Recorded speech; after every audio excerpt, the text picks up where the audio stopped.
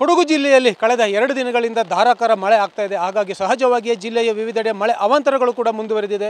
ಇನ್ನು ಭಾಗಮಂಡಲ ಅಂದರೆ ಮಡಿಕೇರಿ ತಾಲೂಕಿನ ಭಾಗಮಂಡಲ ತ್ರಿವೇಣಿ ಸಂಗಮವನ್ನು ನೋಡೋದಾದರೆ ಈ ಭಾಗಮಂಡಲ ತ್ರಿವೇಣಿ ಸಂಗಮ ಈಗಾಗಲೇ ಸಂಪೂರ್ಣವಾಗಿ ಜಲಾವೃತ ಆಗಿದೆ. ಇದು ಭಾಗಮಂಡಲದ ಬಗಂಡೇಶ್ವರ ದೇವಸ್ಥಾನ. ಈ ದೇವಸ್ಥಾನದ ಅಂಗಳಕ್ಕೆ ಈಗಾಗಲೇ ನೀರು ಬರಲಿಕ್ಕೆ ಶುರುವಾಗಿದೆ. ಈ ಕಡೆ ನೋಡಿ ನದಿ ಥರ ಒಂದು ಸನ್ನಿವೇಶ ನಮಗೆ ಕಾಣ್ತಾ ಇದೆ. ಆದರೆ ಆ್ಯಕ್ಚುಲಿ ಇದು ನದಿ ಅಲ್ಲ, ಇದೊಂದು ಗದ್ದೆ ಬಯಲು ಪ್ರದೇಶ. ಈ ಗದ್ದೆ ಬಯಲಿನ ಅಂಚಿನಲ್ಲಿ ಸುಜ್ಯೋತಿ ನದಿ ಹರಿಯುತ್ತೆ. ಆದರೆ ಆ ಕಡೆ ತಲಕಾವೇರಿ ಬೆಟ್ಟ ಶ್ರೇಣಿಗಳಿಂದ ಹರಿದು ಬಂದಂತಹ ಅಪಾರ ಪ್ರಮಾಣದ ನೀರು ಇಲ್ಲಿ ಗದ್ದೆ ಬಯಲುಗಳಿಗೆಲ್ಲ ನುಗ್ಗಿ ಒಂದು ಪ್ರವಾಹದ ಪರಿಸ್ಥಿತಿಯನ್ನು ನಿರ್ಮಾಣ ಮಾಡಿದೆ.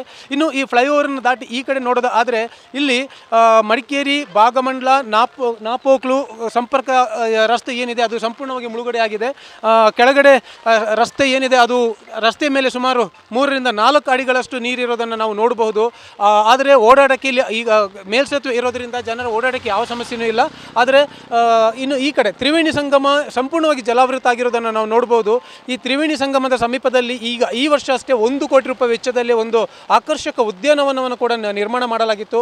ಆದರೆ ಆ ಉದ್ಯಾನವನ ಎಲ್ಲಿದೆ ಅಂತಲೇ ಕಾಣೋದಿಲ್ಲ. ಅಷ್ಟೊಂದು ಪ್ರಮಾಣದಲ್ಲಿ ಇಲ್ಲಿ ನೀರು ಜಲಾವೃತ ಆಗಿರೋದನ್ನು ನೋಡ್ಬೋದು. ಈ ಜಲಾವೃತ ಆಗಿರುವಂತಹ ನೀರಿನಲ್ಲೇ ಭಕ್ತರು ಕೂಡ ಇಲ್ಲಿ ಬಂದು ಪಿಂಡ ಪ್ರದಾನ ಮಾಡ್ತಾ ಇದ್ದದನ್ನು ಕೂಡ ನಾವೀಗ ನೋಡಿದ್ವಿ. ಇನ್ನು ಆ ಕಡೆ ಅಲ್ಲಿ ಪಿಂಡ ಪ್ರದಾನ ಮಾಡುವಂತಹ ಸ್ಥಳ ಅಥವಾ ಬಟ್ಟೆ ಬದಲಾಯಿಸುವ ಸ್ಥಳ, ಅಲ್ಲಿ ಶೌಚಾಲಯ ಆಗಿರ್ಬೋದು ಎಲ್ಲವೂ ಕೂಡ ಈಗ ಸಂಪೂರ್ಣವಾಗಿ ಬ್ಲಾಕ್ ಆಗಿದೆ. ಆ ಕಡೆ ಹೋಗಲಿಕ್ಕೆ ಆಗ್ತಾ ಇಲ್ಲ. ಹಾಗಾಗಿ ಸಾಂಪ್ರದಾಯಿಕವಾಗಿ ಎಲ್ಲಿ ಪಿಂಡ ಪ್ರದಾನ ಆಗ್ತಿತ್ತು, ಯಾವ ತ್ರಿವೇಣಿ ಸಂಗಮದಲ್ಲಿ ಅಲ್ಲಿ ಮುಳುಗೆದ್ದು ಜನರು ಒಂದು ಸಾಂಪ್ರದಾಯಿಕ ಆಚಾರ ವಿಚಾರಗಳನ್ನು ಮಾಡ್ತಾ ಇದ್ರು, ಅದು ಯಾವುದು ಕೂಡ ಈಗ ಸಾಧ್ಯ ಆಗಲ್ಲ.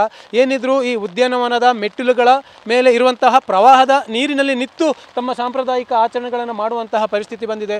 ಇನ್ನು ಕೊಡಗಿನ ಇತರ ಕಡೆಗಳಲ್ಲೂ ಕೂಡ ಬಹಳ ದೊಡ್ಡ ಪ್ರಮಾಣದಲ್ಲಿ ಮಳೆ ಆಗ್ತಿರೋದ್ರಿಂದ ಬಹಳಷ್ಟು ಅವಾಂತರಗಳು ಆಗಿದೆ. ಅಂದರೆ ರಸ್ತೆ ಸಂಪರ್ಕ ತುಂಡಾಗುವಂಥದ್ದು, ವಿದ್ಯುತ್ ಕಂಬಗಳು ಉರುಳಿ ಬಿದ್ದು ಇಡೀ ಗ್ರಾಮಗಳೇ ಕತ್ತಲಿಗೆ ಒಳಗಾಗುವಂಥದ್ದು, ಈ ತರಹದ ಬಹಳಷ್ಟು ಅನಾಹುತಗಳು ಕೂಡ ಆಗ್ತಾ ಇದೆ.